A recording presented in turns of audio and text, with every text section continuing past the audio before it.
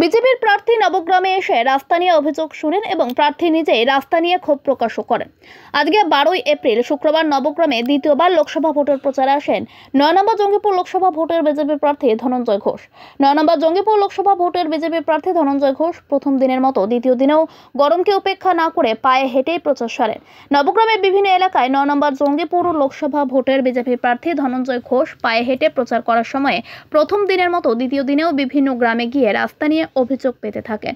যেমন সিঙ্গার গ্রামের মার্জিত পাড়া থেকে ঘোষপাড়ার 60 থেকে 70টি পরিবারে আসা যাওয়া রাস্তাটি এখন প্রায় ড্রেনে পরিণত হয়েছে বলে প্রার্থীকে অভিযোগ জানাতে থাকে মার্জিত পাড়ার গ্রামবাসীরা। অভিযোগ জানাতে থাকে কেন এখনো পর্যন্ত রাস্তাটি কাঁচা অবস্থায় পড়ে আছে, কেন ড্রেনের উপর দিয়ে যাতায়াত করতে হচ্ছে, এমনই সব অভিযোগ জানাতে থাকে।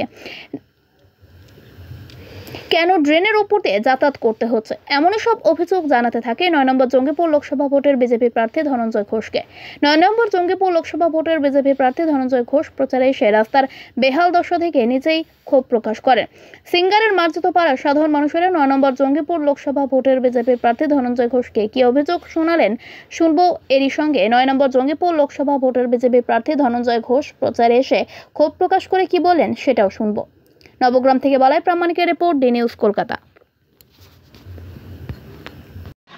বিজেপির প্রার্থী ধনঞ্জয় ঘোষ প্রচারে এসেছিলেন, তাকে আমরা স্বাগত দিয়ে ফুলের মালা দিয়ে বা জল মিষ্টি দিয়ে তাকে আমরা বরণ করে নিয়েছি।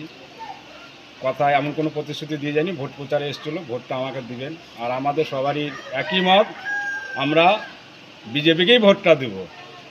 অভিযোগ করবো আর কি, রাস্তাঘাট একটু ভালো হলে আমাদের ভালো হতো। আচ্ছা, তার রাস্তার অবস্থা দেখছে নেই। আজ বিজেপির প্রার্থী এসেছিল, মিষ্টি খাওয়া এলাম, ফুলের মালা দিয়ে করলাম। কেমন লাগছে এই যে স্বাগত জানালেন? আপনার নাম, গ্রামের নামটা কি আছে? দেখুন, আজকে আমাদের নবগ্রামের বিধানসভার নবগ্রাম অঞ্চলের এবং বিভিন্ন অঞ্চলে আজকে আমাদের জনসম্পর্ক, যেখানেই যাচ্ছি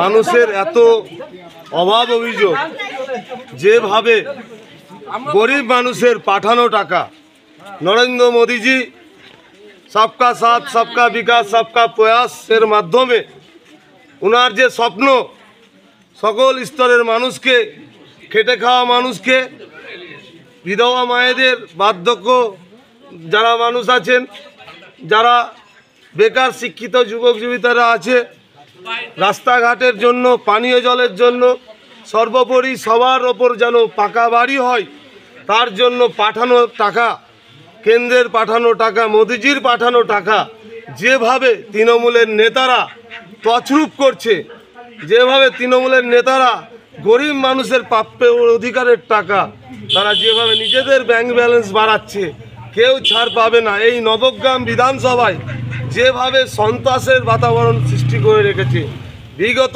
1-1.5 বছরে অনেক কটা মার্ডার হয়েছে। সব থেকে আশ্চর্যের বিষয় হচ্ছে এফআইআর পর্যন্ত হয়নি অনেক কেসে।